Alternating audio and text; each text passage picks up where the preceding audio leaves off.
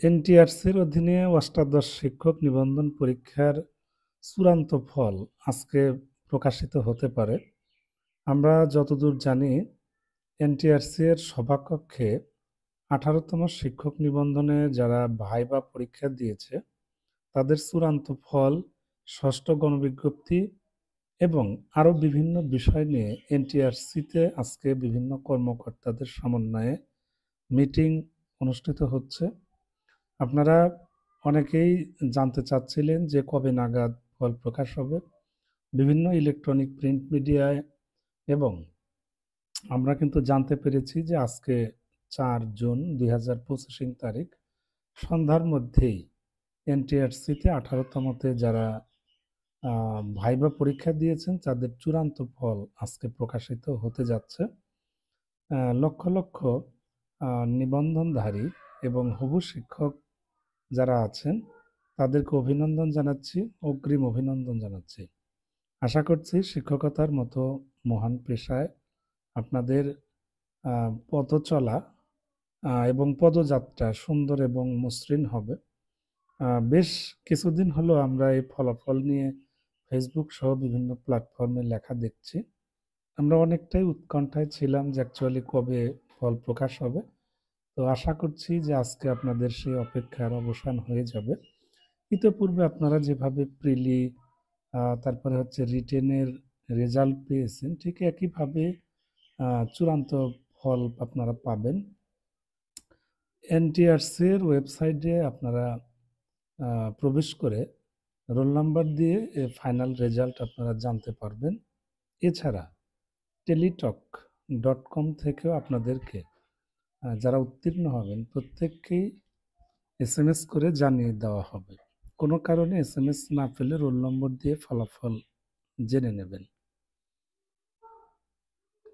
এবং আপনাদের রেজাল্টের যে কপি সেটি প্রিন্ট আউট করে সংরক্ষণ করবেন। প্রিলিমিনারি, রিটেন এবং রেজাল্টের যে কপি এগুলো পরবর্তীতে বিভিন্ন সময় কাজে লাগে, এজন্য এই পেপারসগুলো আপনারা সংগ্রহে রাখবেন, এটাই হচ্ছে কথা। আর বদলি এবং ষষ্ঠ গণবিজ্ঞপ্তি এই দুইটা নিয়ে বেশ কিছুদিন হলে আলাপ আলোচনা চলে আসছিল। অনেকেই বদলির পক্ষে, অনেকেই ষষ্ঠ গণবিজ্ঞপ্তির পক্ষে।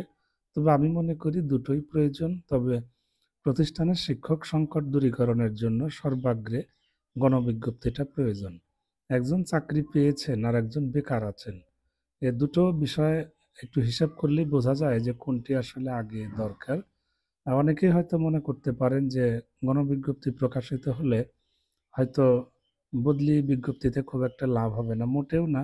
যেহেতু 18তম শিক্ষক নিবন্ধনে উত্তীর্ণ প্রার্থীরাই ষষ্ঠ গণবিজ্ঞপ্তিতে আবেদন করতে পারবে এবং 17তম আংশিক যাদের বয়স 35+ হয়নি কেবলমাত্র তারা আবেদন করতে পারবে। সুতরাং নিঃসন্দেহে বলা যাচ্ছে এখানে 18তম শিক্ষক নিবন্ধনে যারা উত্তীর্ণ হবে তারা কিন্তু ফাঁকা মাঠে গোল দেওয়ার মতো একটা অবস্থা, অর্থাৎ তারা খুব সিম্পলি তার নিজ উপজেলা অথবা পার্শ্ববর্তী উপজেলায় কিন্তু চাকরি হওয়ার সম্ভাবনা সবচেয়ে বেশি থাকবে।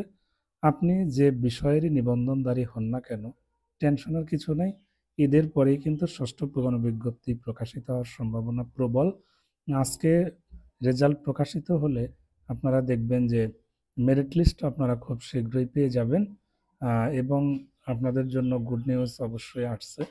এনটিআরসি রিলেটেড সকল ভিডিও কিন্তু আমার ইউটিউব চ্যানেলে বিগত বছর থেকে অদ্যাবধি ধারাবাহিকভাবে আমি দিয়ে আসছি।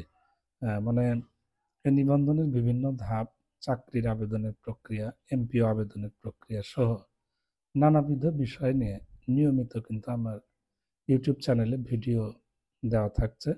সুতরাং যারা এনটিআরসি রিলেটেড ভিডিও দেখতে পছন্দ করেন বা প্রয়োজন মনে করেন তারা অবশ্যই আমার ইউটিউব চ্যানেলটি সাবস্ক্রাইব করে রাখবেন। আর আজকে যারা চূড়ান্তভাবে উত্তীর্ণ হবেন তাদের প্রত্যেকের জন্য শুভকামনা রইল। আপনার ভাইভা কেমন হয়েছে এটা কোনো ফ্যাক্ট না। আপনি যদি ভাইভা বোর্ডে উপস্থিত হয়ে থাকেন এবং অ্যাটেন্ডেন্স শিটে আপনার যদি স্বাক্ষরটা থাকে, ঠিকমতো দেওয়া থাকে, তাহলে আপনি নিশ্চিত থাকেন আপনার চূড়ান্ত ফলাফল অবশ্যই আপনি পেয়ে যাবেন। তো সম্মানিত হব শিক্ষকদের জন্য অগ্রিম শুভকামনা রইল।